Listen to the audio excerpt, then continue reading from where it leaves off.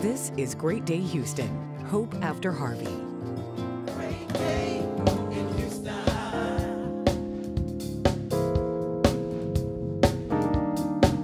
Great day in Houston.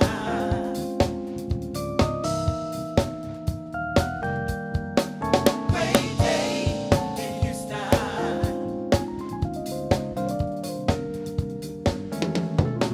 Great day in Houston.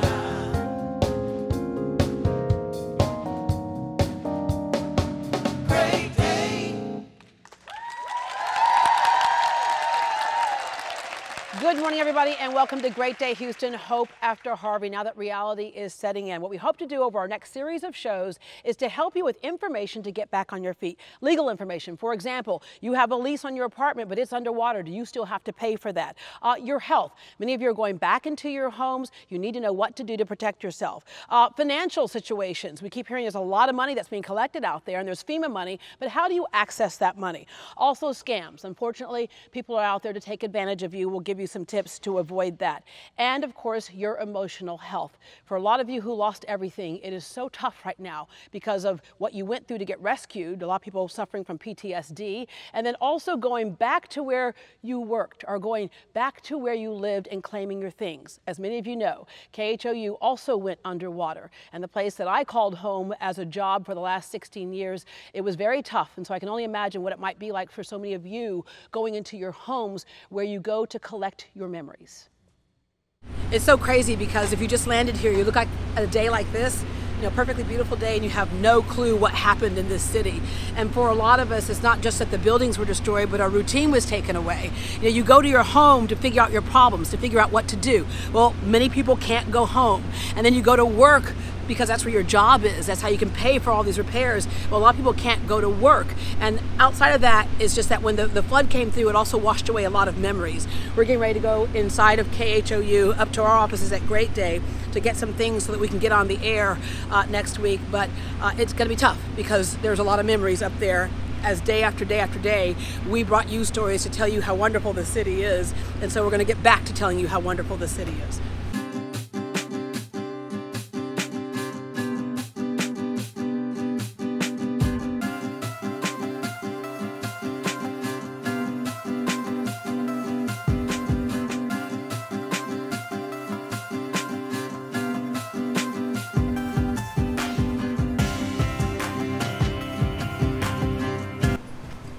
These are the doors to Great Day Houston that so many of our audience members came through over the last 10 and a half, 11 years. And now this is what's left of our studio.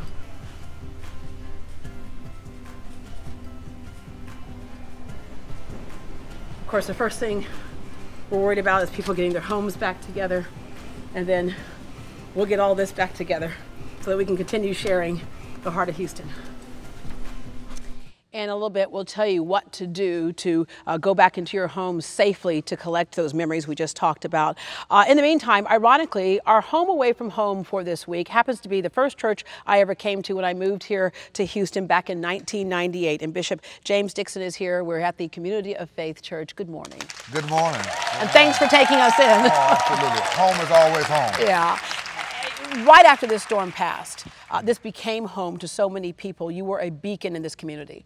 Well, it's exciting to think about the fact that you can be used to be a blessing, and our church stepped up big time. I was flooded in, so could not get here, but I've got to give credit and kudos to our army of hope here at the Community of Faith Church, who, waded through the water, left their own possessions, and arrived here somehow through the water to open the doors to provide shelter for those who had to find somewhere to go so they would live. Yeah. In fact, I was walking through the hallway earlier and I saw all the cots out there. At one point, this place was just bursting at the seams. Yes, bursting at the seams with people coming from everywhere.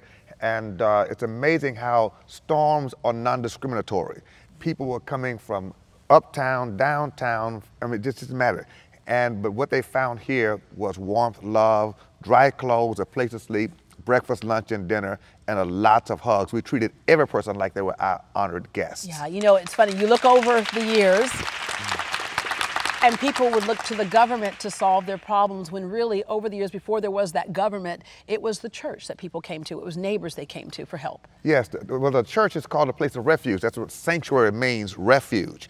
And so whenever people are in desperate straits, the church is always the place, and it's still the place. And we want people to know that that's the house of God. The house of God is for God's family, and people find a home here. Yeah, and people also found hope here. They arrived in these doors hopeless, and that's the reason why you wanted this title to be Hope After Harvey, because you may not have certain things, but if you lose hope, you lose everything. You lose a car, you lose a house, you lose a job, you lose clothes. But Dr. Martin Luther King Jr. said, we must accept finite disappointment, but never lose infinite hope. And hope you can live on, you can rebuild on, you can reclaim on, you can be restored. Hope you can be revived on. I can preach that. But whenever people have hope, all the other things they need, they can get them again, and that's what we want them to know. Yeah. Bishop, you were on a show shortly before the storm that dealt with kind of all the racial strife that we have going on with the statues and the whole bit. But what you saw happen after this, and I've said this many, many times, that sometimes disaster creates community. You saw community, not only just around here, but people were coming from around the state, around the country to help. Absolutely. Well, the storm reminded us of our common humanity, that we're inextricably tied to each other. We're one family with one future. The storm didn't care what color you were. It did not care what color you were. It struck the Woodlands, it struck Fifth Ward, it struck Third Ward and Acres Homes. It does not matter. And so people rediscovered that you really are my neighbor, and I need you, you need me. We're all a part of God's family. All right. Tell us about the shoe donation. This was a great surprise. Well, it's amazing. I'm on the board of an organization called Samaritan's Feet, and we put shoes on the back for children around the world. We've done 8 million pairs of shoes.